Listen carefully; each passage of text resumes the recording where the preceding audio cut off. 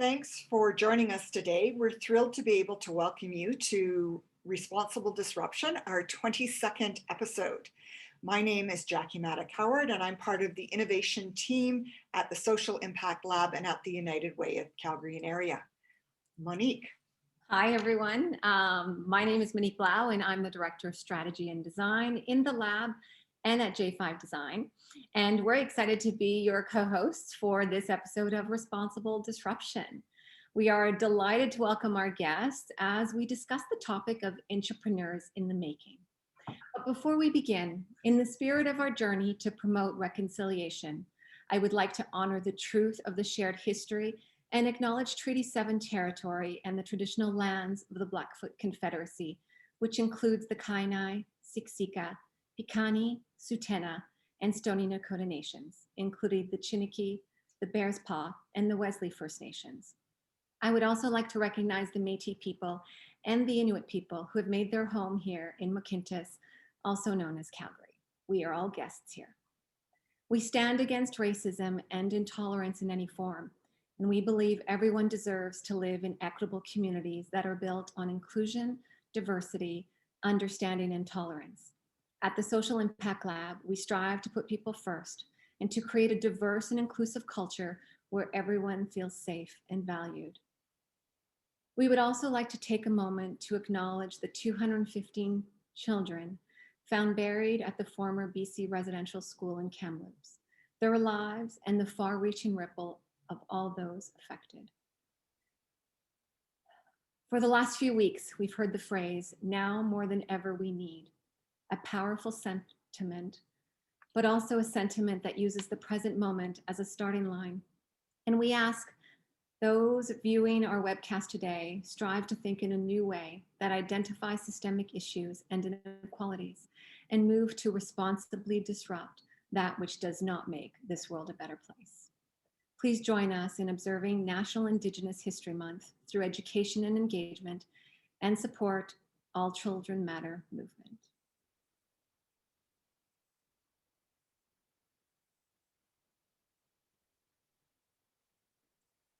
We have a few housekeeping items to cover before we jump into our session today. We are, of course, recording, and you will have the opportunity to share it with your colleagues or friends, as we'll be sending you an email link with the video recording in the next few days. The recording is also available on our YouTube channel. And we are going to be taking a break over the summer, so be sure to follow us to see what we'll be doing in September. For our agenda, we have a few introductions, of course, a lively conversation with our wonderful guests, and we always open up for audience questions. So please ask a question along the way, and you can do so by clicking on the Q&A button on the Zoom panel. You can find that sometimes at the bottom of your screen or on the side of your screen, depending on the type of device you're using. We'll be collecting these questions throughout our episode, and we'll do our best to get to as many as we can. The Social Impact Lab is a collaboration between J5 and the United Way of Calgary and area, and is our response to the disruption that we're seeing in the social sector. At the lab, we invest in innovation, which we call responsible disruption, ensuring that any change that results is considered and fair to all Calgarians and communities.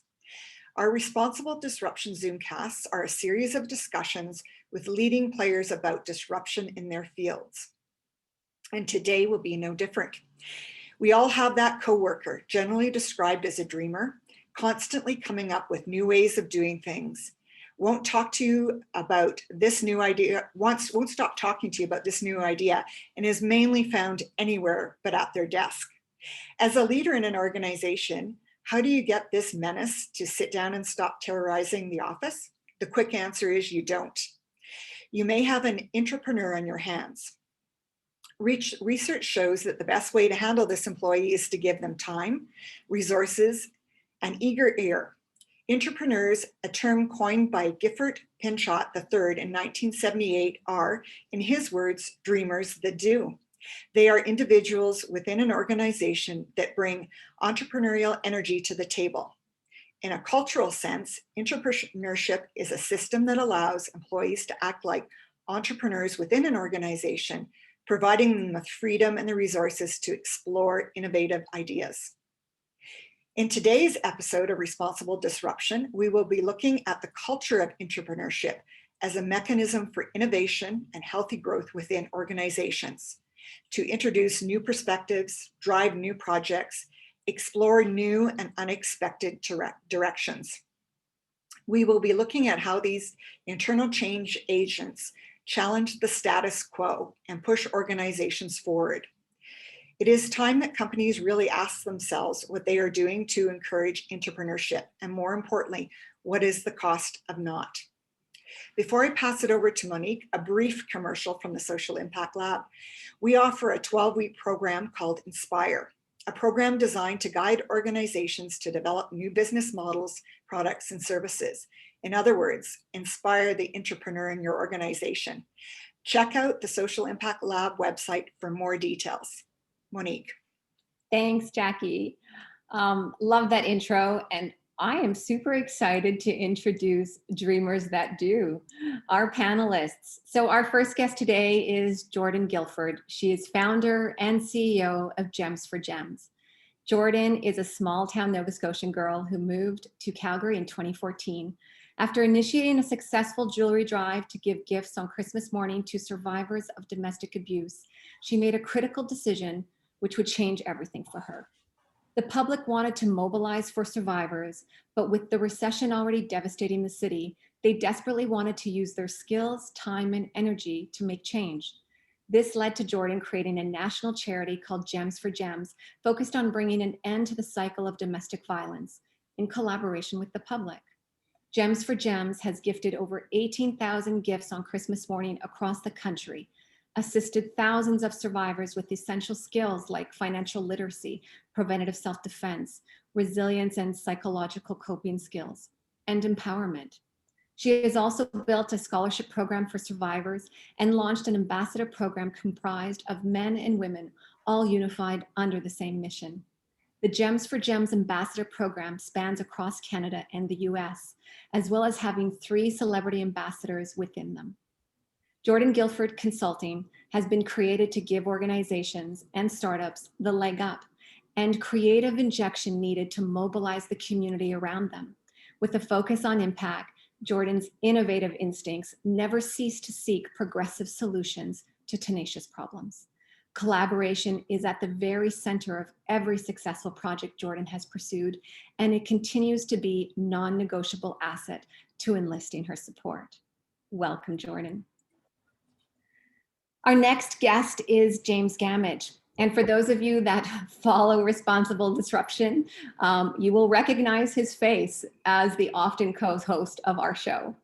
James is the Director of Innovation and the Social Impact Lab Director of Innovation at United Way of Calgary and area as well. In his role, James leads the lab and guides United Way in its development of a broad range of innovative solutions that aim to solve some of the most serious social issues affecting the citizens of Calgary.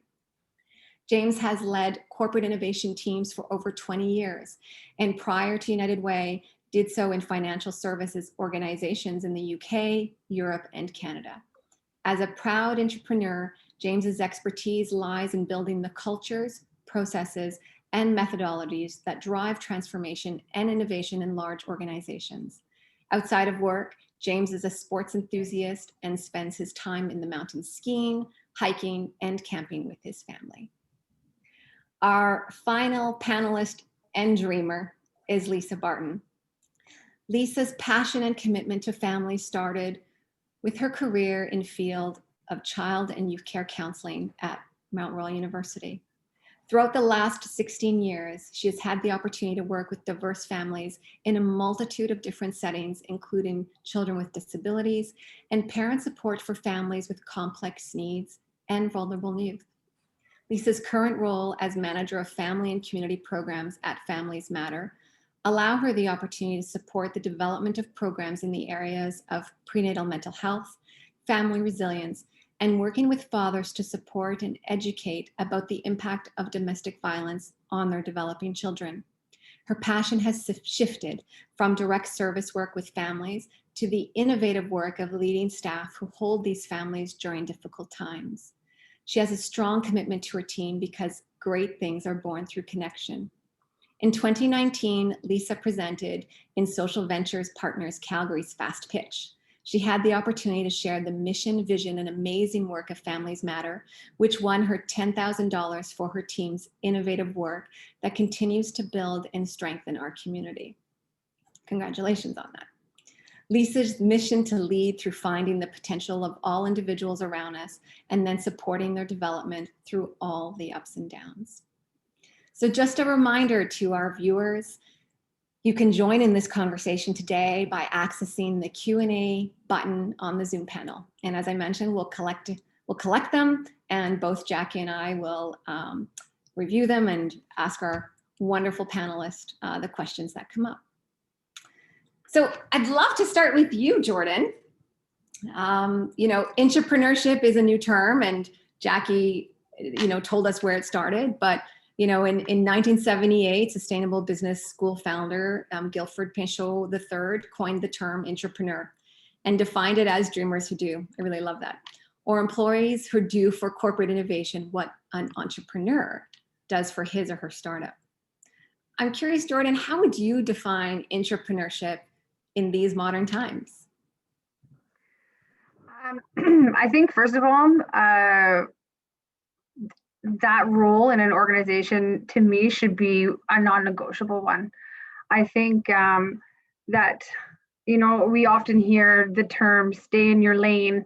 And the difficult thing is that our society tells students, children, to go into university or go into some sort of post-secondary education, and they need to make a decision on what path they want their life to take at a very young age. And most of us don't have the exact same interests that we had leaving high school when we're 30, 40 and up. And I think what happens is that as we go through our career and as we age and we get more responsibilities, we find it more and more difficult to leave the path that we chose as children. But we often will pursue our other interests and our passions and our callings on our off time. So when you have someone in your organization that has interests and passions and ideas around being able to incorporate growth within your organization, I think listening to that person and really fostering that as a specific role should be a staple of every organization. If not, you're discounting so much of your employees' intellect, let alone their passions, and that can only hurt your organization. James, I see you. Oh, I know I'm jumping in here very quickly, but I love that sort of non-negotiable definition there from Jordan. And I would thoroughly agree with that. It's an absolute necessity nowadays. We've all, if we think about large organizations, then the fact that, if you look at the Dow Jones Industrial Average, all the top companies from 10, 15 years ago are nowhere now. And we've got a new set of companies, often tech companies, that are in there. So, those legacy, original industrial conglomerates probably haven't adapted to the realities of the market quickly enough. And I think, even in the charitable not-for-profit sector, there's shrinking resources, increased competitiveness, and users of services are expecting something different nowadays. Donors are expecting something different, and we can't just sit in the same old business models that we've had for many, many years. So I think it's as Jordan says, it's a non-negotiable. It's an absolute necessity. I'm also going to jump in on this conversation as well. I agree 100% with both of you. I think it is non-negotiable. It was funny when I was talking to some of my team here at Families Matter about today, and I think they thought I was mispronouncing entrepreneur every time I said it. So it started this dialogue within our agency about what does this actually mean? And I think for me, the dreamers that do is really what it means to me. I started with Families Matter 16 years ago and started talking about the things I wanted to do and the places I wanted to go, and then left the organization, was able to get more experience and then was contacted a few years later about, hey, we have this new project, and I know this is something you talked about. Would you be interested in coming back? And I came back, and I was here for a few years, and then I left again. And while I was here, before I left, I had more conversation about a new program and things we were working on and what I'd love to do. I left for a couple of years and got a call and said, hey, that thing we talked about 2 years ago, it's kind of coming together now. Would you be interested in coming back and being a part of it? And so I think that we leave room for individuals to also share their own passions. It is also how we get the best work out of an individual when we're working from a place that is meaningful to us. We light up everything around us. And I can only speak from the families that I work with. That changes all the time, that work. And so when you're doing the same thing year in and year out, our families are changing, our world is changing, and we have to be available to shift and change with that as well. And so I think it's so very, very important. And I agree with what's been said. That's awesome. I love that. You know, it really makes me start to think about how do we create a culture that promotes intrapreneurship? Like, what are the factors at play? And, you know, you mentioned it, Lisa, about things are changing. Things are always changing. I'm sure this is a question all of you could answer, but like, what are the factors that need to exist in order to have a culture of intrapreneurship? Lisa, do you want to start? Sure. Yes. I think within our organization and within my teams, I think it's always being able to create space and have big dreams and talk about what it looks like. When new grants and opportunities come out, James was saying there's a lot of competition and funding is shrinking. And so when new grants come out and new possibilities, we actually come together as a team. And so we'll share kind of some of the points that we've seen come through, and then we give opportunity for each of our teams to talk about what is something they need within programming, what would be a support to the families or the youth that they're working with. And so we start to work together to generate ideas. Not all of it comes to fruition, not all of it works, but it is an opportunity to start dreaming and start to build on some of those. And so I think number one, creating the space to be able to have the conversations and then be able to build on kind of the next steps. I would have never thought grant writing was a fun thing, but it's like become my new this new interest for me. It's a whole new world of learning new language and new talk and being able to work through a program. I think for a long time I had the big idea, but it's all the steps in between of trying to navigate and figure out and plan and what could it look like. And it doesn't always come out how you plan, but being open to it, I think is the number one thing. Jordan, do you want to jump in? Yes. First of all, Lisa, the grant writing, you should come on my payroll if that's how you feel about it. Yeah, not my favorite thing at all. But one thing I think is really important is understanding who you have on your team and how each of them needs to be communicated to. So I think that it's fantastic to have roundtable conversations, but there's a lot of people who won't speak up. As much as you can verbally empower them to speak up, sometimes people just don't have the confidence, and sometimes it has something to do with whoever else is in the room. There's a ton of different things that can factor in there. So I think it's important to understand how your team needs to be communicated with, but also to help them understand that that their contributions are valued, but it isn't that they are not valued should the contribution not be something that you move forward with as a team. So I think communication is really at the heart of it, and really making sure that the parameters and the respect are there right from the start, so that people understand what the expectations are, so that it can be set off on the right foot right from the beginning. Mm-hmm. I appreciate that. You know, not everyone has that same confidence. I am curious, James, you know, having worked both in not-for-profit and large corporate entities, you know, what do you see as things that need to exist to have that culture? Yeah, and that you can establish a small team within a large organization, and that's the easy bit, because actually normally you can find people with the right kind of approach, a growth mindset, adaptable, agile in the way that they operate. The interesting thing is, particularly in a large organization, if you're an entrepreneur, you need to learn how to, or you need to know how to work with the rest of the organization. You're going to want to be speaking to the legal department. You're going to want to be speaking to procurement, finance, operations, and sometimes they don't share, those parts of the organizations don't share the same kind of culture as a small team. So actually where I've seen it work really well was an organization that tried to change the whole culture of the organization and make it more entrepreneurial, make it more agile, more adaptive, and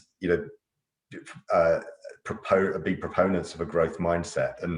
And that was really interesting because that needs to come from the top, but culture is a fairly nebulous thing. And one of my favorite definitions of culture is that it's the way things are done around here. You can't really put a finger on it, but everyone knows when it's there or when it isn't there. So everybody needs to understand what the culture means. Everybody needs to understand what the values and behaviors are. You need proponents in the organization, which aren't just leadership, but they're all the way through the organization. And you need to constantly reinforce what's expected and from a behaviors and values point of view, and maybe even reward people as well. So in larger organizations, when you're sort of breaking out of the smaller team, it's still a difficulty unless you address the broader culture of the organization as well, and try and promote curiosity, empowerment, adaptiveness, customer focus and the like, in the behaviors that you're advocating. Just a follow up to that, James and or Jordan and Lisa, how do we recruit and nurture and grow those entrepreneurs in the organization? How do we support them so they stay with us, Lisa, so they don't leave? It's a good question. I think that part of my learning is actually not to overwhelm everybody else in my organization with all of my thoughts and my plans and taking over the world. And so I think it is really trying to work together. And so I agree with Jordan. Everyone needs something so much different from you as a leader as well. And so being in tune to each individual, but being able to go back and kind of having some of those hard conversations or talk about why is this the right fit at this time? Again, it's that open dialogue to keep having conversations.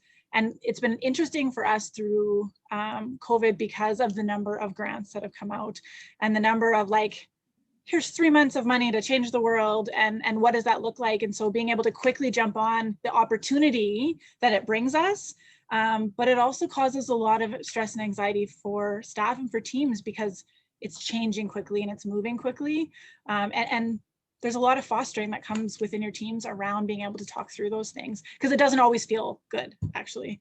And so it's being able to have those conversations because I can overwhelm people with moving fast. So I think that's such a good point when it comes to leadership and identifying ourselves. An innovator might be an intrapreneur, might be an entrepreneur, but how as leaders, and this is actually James and Jordan, how do you as leaders kind of check that? Because I think Lisa makes a really good point that as leaders, if we are innovators and intrapreneurs, we are excited and, well, maybe if you're me, you're animated and you're trying to get other people involved. And so how do you kind of coach that, right?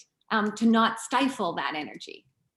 Yeah, that's it's a great point. You've got to remember that outside the small entrepreneurial team, there is an organization full of people who've probably worked in that organization for some of them 10, 20 years, operating in exactly the same way. And what you're ultimately doing is advocating, sometimes throwing out the rule book and looking at things from a completely different end of the spectrum. So that's the challenge of an entrepreneur is really being able to navigate those politics, navigate those process challenges. And you can't charge at it like a bull in a china shop. You really can't. You've got to think about how you might influence people and use all those techniques that you've learned over many years of working to persuade and get people on side and on board. Yeah, further to that, I think that we need to remember as entrepreneurs, but also myself being an entrepreneur, yes, I have, like Lisa, a steady stream of of exciting new things that I want to be able to do, but you need to be cognizant that your excitement and your new fresh ideas can also seem it can make the organization seem less predictable and less stable for the people who have been in the sector for longer periods of time, because newness is not always comfortable. So I think it's really important as a leader to see yourself as a bridge to your board, to your staff, to your volunteers, and make sure that it feels safe and inviting for them to come to you. And then, yes, as a leader, you have the responsibility to really do your homework and make sure that before you pitch something, it's incredibly aligned and ready to be pitched. And ready to come to the public at the right time.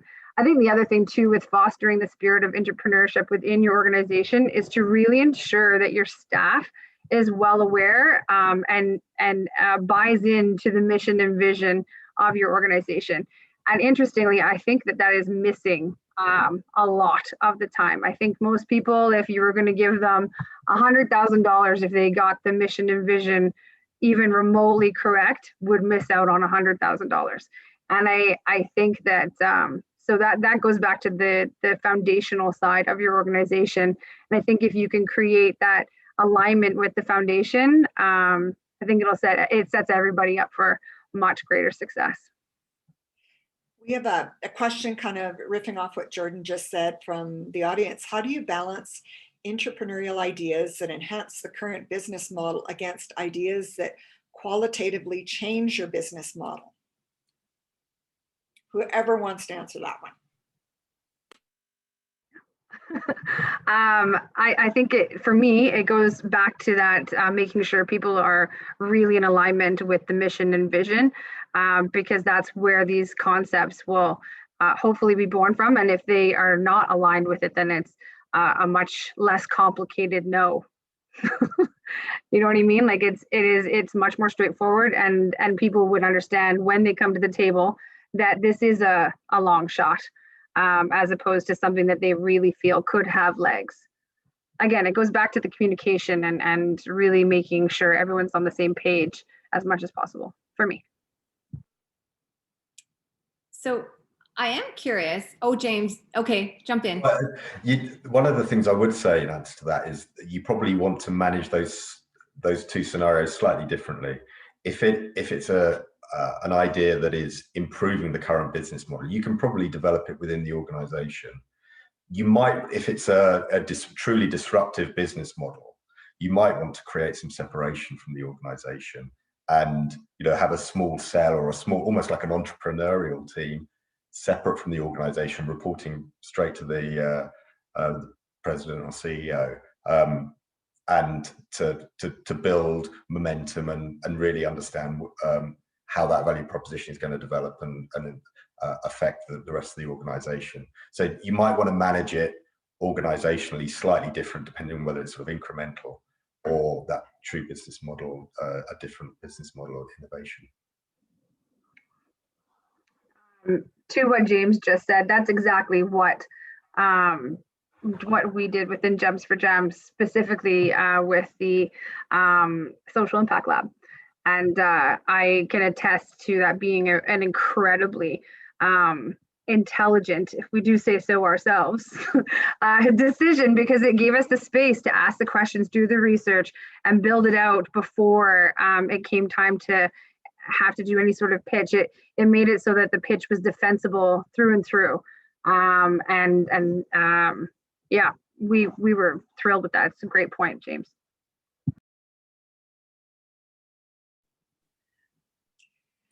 Lisa, a question for you. How do you collaborate or work with organizations that are not perhaps as open and innovative as you, as your organization?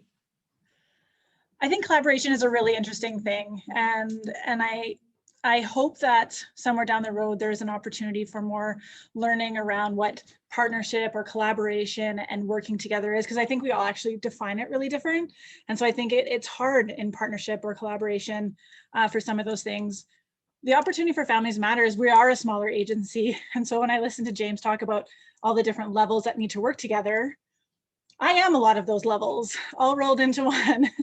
And so sometimes it's easier for our organization to not, and for lack of a better words, jump a lot of hoops to do some of these things differently and to be able to work together in a different way. I think, we're part of the new hub and spoke model. And so we have a hub in both the Northeast and Southeast locations of Calgary. And we are connected to some very large agencies within our spoke. And so it is about, I think everything keeps coming back to relationships and open communication.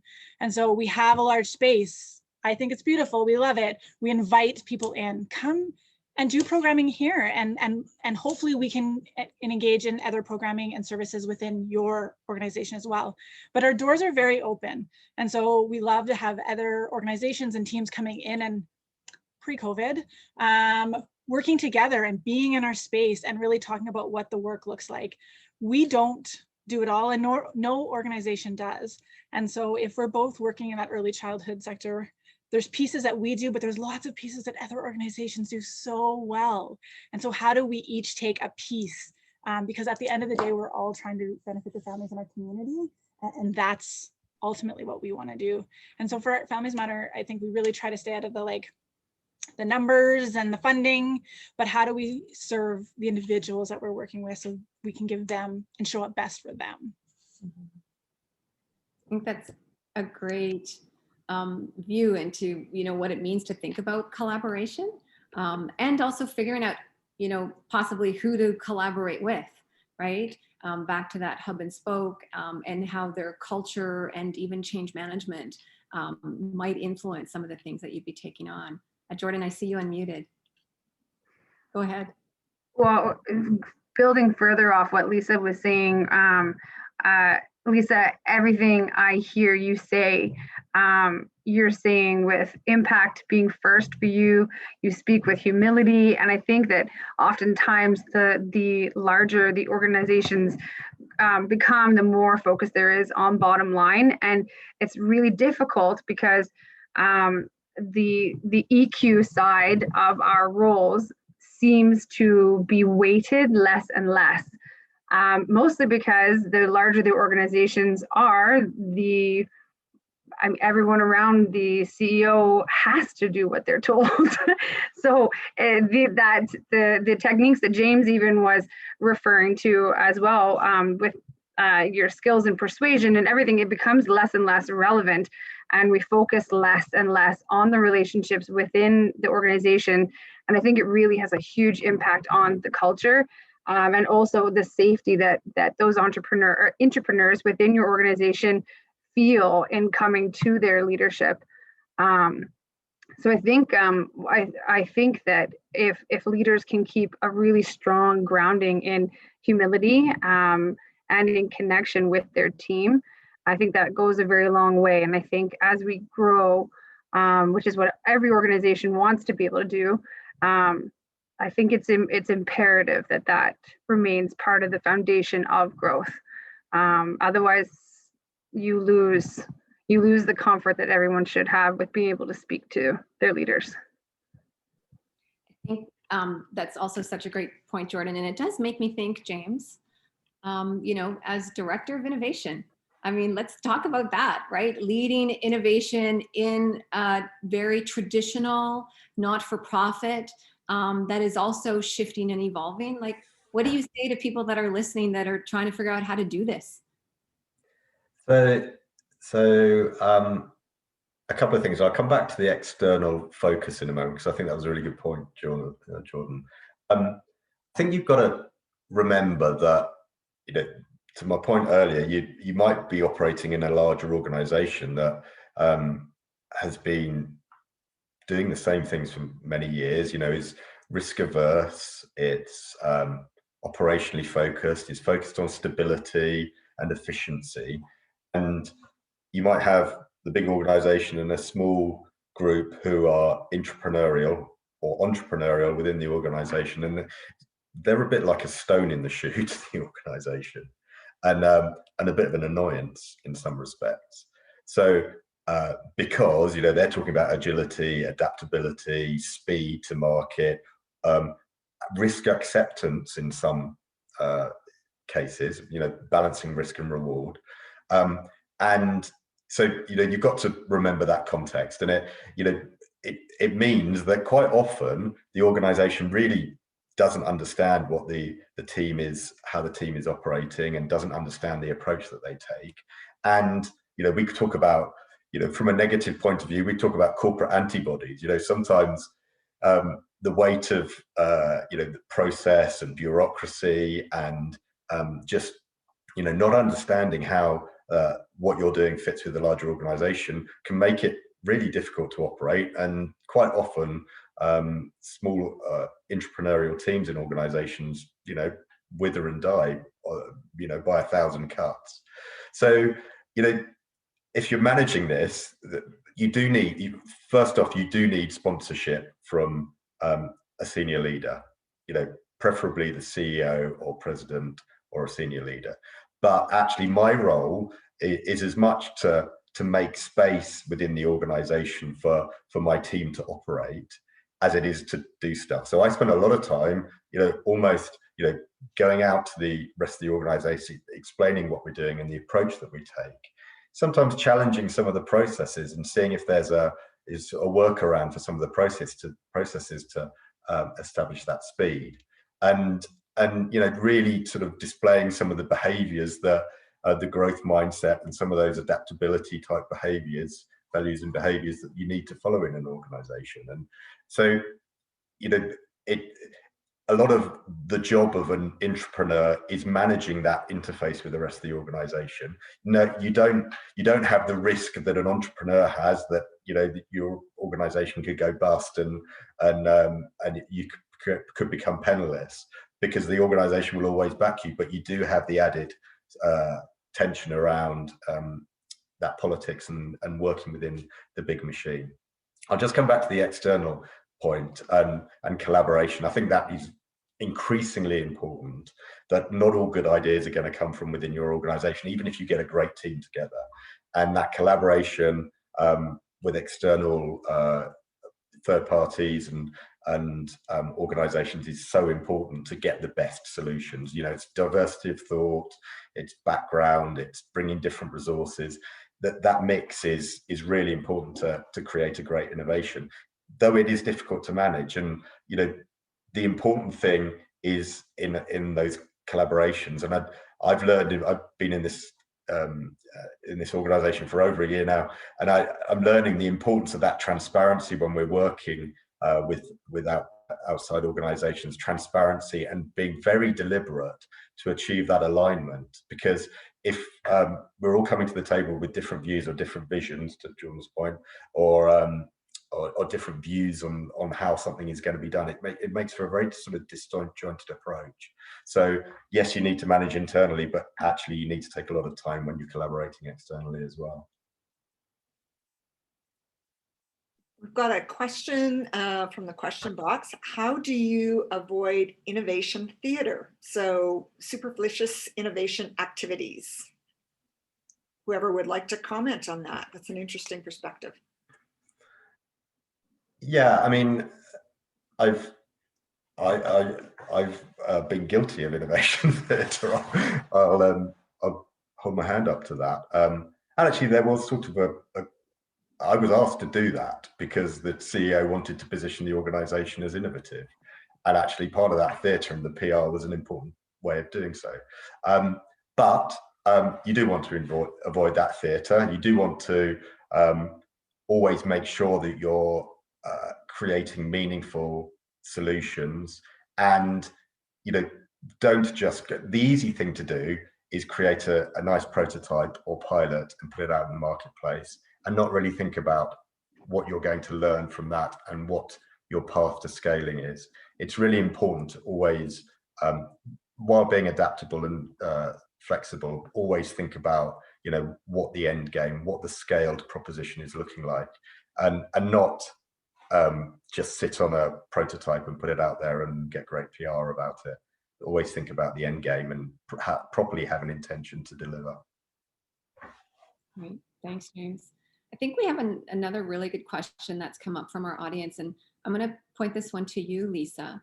But, you know, do you have any advice to ease the minds of nonprofits who are working from a place of scarcity? Well, you would think that knowing we need to look at things differently because our sustainability relies on it, I feel like it exasperates the fear of doing something new. It almost makes me emotional, this question, because I think that that's the life we've lived for the last year and a half. I think that prior to COVID, we had very strong programming. We did it a certain way, and when I think back to some of my teams, there's no way they would have made the shifts that we made once COVID came along. But I think that there is a consistent anxiety and stress from staff. I think that through COVID, we've done a lot of conversations about, again, within my realm of families and supporting children and youth. And I think that at the end of the day, a year and a half in, my biggest worry is the individuals in my team. And so I think that we need to hold space for individuals that are doing the really tough work. And so I think we've tried within our organization to be creative about connection in a time when we couldn't connect. And so I like last summer when things kind of opened up again, when we were in that lockdown from April to June or whatever it felt like, I ended up going to the dollar store and buying 40 unicorn headbands and 40 pool noodles. And I glued them all together and I didn't tell anybody. And I asked them to come down to Bowness Park, and because we hired like 12 new staff over COVID, over Zoom. I had to interview over Zoom, hire over Zoom. So we had so many individuals who had never met each other, who didn't know each other. And so as each one came down to Bowness Park, I presented them with a pool noodle that they wore on their head so that we could social distance. And so we've really tried to have some fun with a really anxious, scary time for everybody. And so we've been able to do deliveries to families. We've been able to create a culture, like we've talked about, where I can't dismiss how stressful right now is for everyone, but we can find moments of connection, support, and being there. Within our realm, we support families, but I have a family. My staff they have families, and so I wish I had better words to say on how to support nonprofit through a really difficult time right now. But it is redefining your organization and redefining your teams and finding new ways to meet and new ways to connect and new ways to do the work. I think I have the most amazing organization. They really struggled when this initially came, when COVID initially hit. And man, we hit the ground running and we've been doing it and practicing, and it didn't all work out and it wasn't always great. But that's what it's all about. It's having the room to say, oh, this did not work, but what can we do? So I'd love to build on that. I'm really curious about how do we help intrapreneurs within our organizations and ourselves and entrepreneurs be okay with failure and to realize that it means that not everything we take on is going to be successful. I'd love to hear from all of you because I imagine the perspective you bring would be very unique. Yeah, I can speak. Oh, go ahead, Jordan. Go ahead, Lisa. I think there's a lot of learning to come from it. And so I think we've had the opportunity to do like a Change Can't Wait grant where it's like change the world in 3 months. And so you have this little pocket of time where you can try a new idea. And so there ends up being a lot of conversation about this is trying. And we've had some opportunity to do some aspects that we are so different from the work that we typically do. And I think it's setting that up at the very beginning to say, this is different. This is not how we work. It might not all be perfect, but how do we come back together and then talk about what did work and maybe where are some of the pieces we shift or pivot and change. I think it can be very hard when we get stuck in a very black and white world. To me, none of it is a failure. It's a learning opportunity for the next steps moving forward. And it is being able to create space to have that. Sorry, Jordan, go for it. Go be sorry. For me, I think it comes down a lot to leading by example. So for myself, with GEMS, I take full responsibility every time something goes wrong. And I almost never take any credit for any of the things that go right. So that whenever something happens and someone feels bad, I have a litany of personal mistakes that they're aware of that I've made that that just shows them how little I care about trying and failing. It's all about the trying for me. So they always have living examples of me putting my actions where my mouth is. And I know that has eased a lot of people and made a lot of people within our organization and our ambassador team feel very comfortable coming and speaking up about things that they want to try, or even saying, like, trying to apologize to me for something that didn't work out. I think it makes it much more comfortable when you show by doing, like, your actions. Obviously, the age-old actions speak louder than words. I think when we show, it means a heck of a lot. The other thing I think too is really letting people have the credit when things go really well. I think that a lot of times within an organization, leaders really want, this goes back to that whole scarcity question. I mean, during the pandemic, a lot of people's actual positions have been on the line, and they need to perform. They need to be the ones showing up to their board with the great new ideas, these successes. But if you can have the courage to give the credit where the credit is actually due, even if it doesn't work out at that particular organization, I believe that I think it makes you into the leader that we all want to follow. And I think that's the ultimate goal for a leader, is to be the person that you would follow. James, did you want to jump in there? Well, that's very difficult to add to that, because I think that is just a fantastic example of leadership, great leadership in from both Lisa and Jordan, of how to lead innovation in an organization. That just anecdotally, for larger organizations, I think it's probably even harder the bigger the organization gets. Some organizations actually have an award ceremony. They've almost had to sort of manufacture an award ceremony where the best failure is rewarded. Some of the big organizations, and others, I mean, I know in Google, I think they're one of the labs that they have there, they pride themselves in trying to fail things, in testing them to the extent that they try and fail them. So yeah, I mean, but from a leadership point of view, you're spot on. That's being able to make the space to learn and accept learning or failure, if you want to call it that, and take it on, on your own shoulders, as opposed to passing it out to the organization. I think that's just spot on. Monique and I were chatting as we were prepping this morning, and I'm interested in the connection between intrapreneurship and employee engagement, and this hunger that employees have for intellectual stimulation, the ability to be creative in their jobs. And I think it's just fascinating when people say that some of their most interesting projects are ones they've got to exercise that creativity and build something from nothing. And wanted to know if you had any experiences or wanted to comment on it, any of the panelists.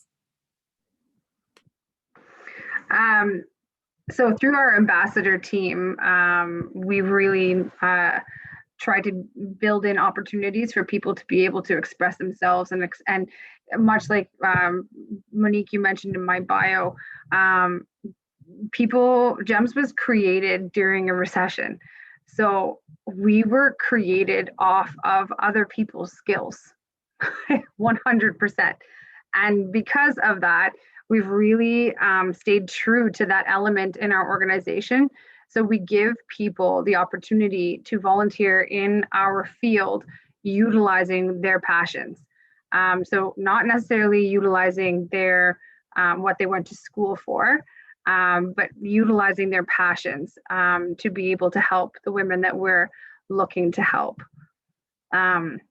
So I think that goes a long way to building people's personal value within your organization, but also loyalty to your organization. And with that format, we've had our ambassador team for 4 years now, and we've lost 2 of 150 people, which is significant. And I think it says a lot about the loyalty that really feeling like they are contributing well brings to the table.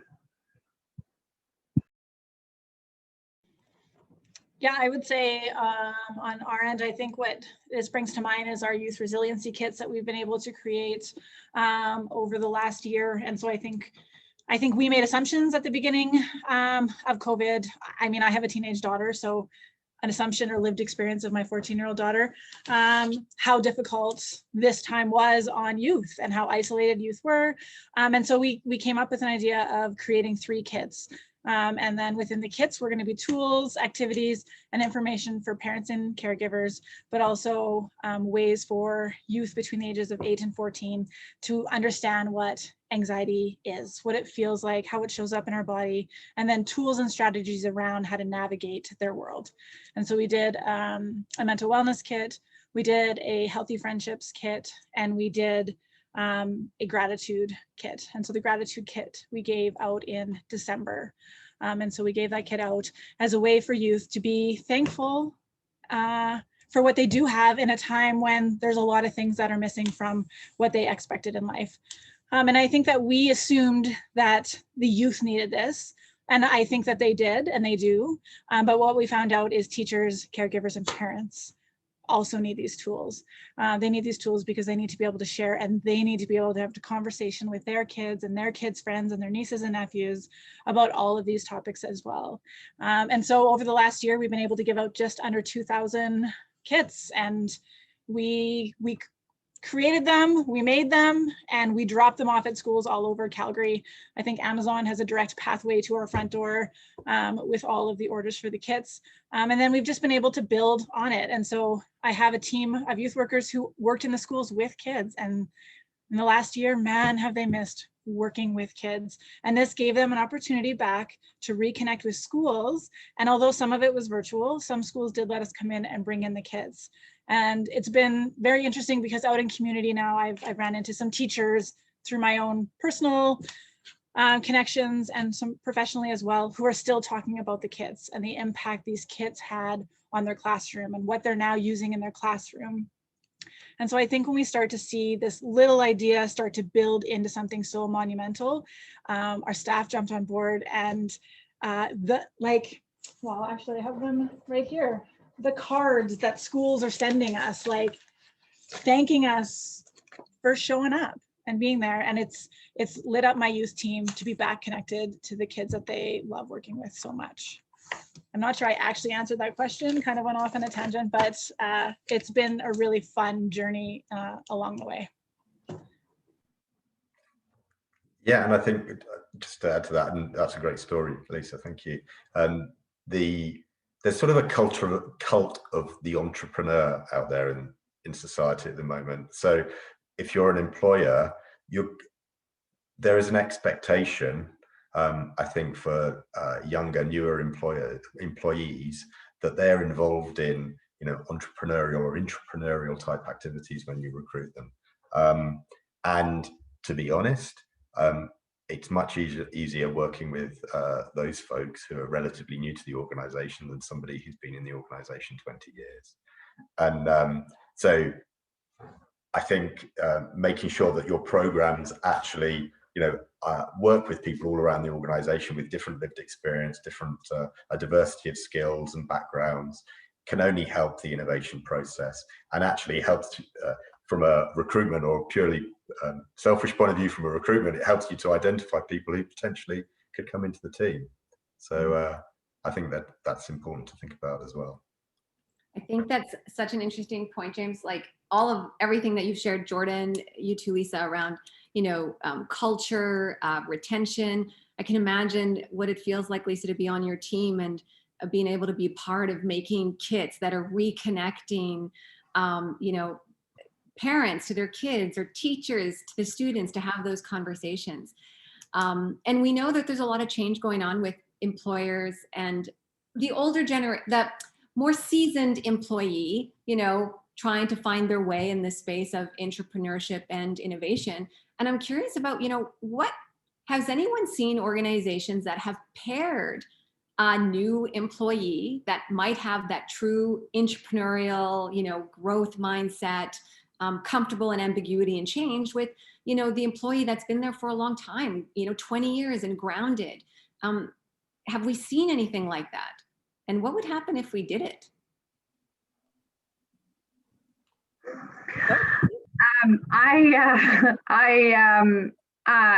We haven't, Gems for Gems hasn't been around long enough to pair someone who's been in our organization for 20 years, but we have, via our board and our ambassador team, worked with people who have had 50-year careers in the nonprofit sector.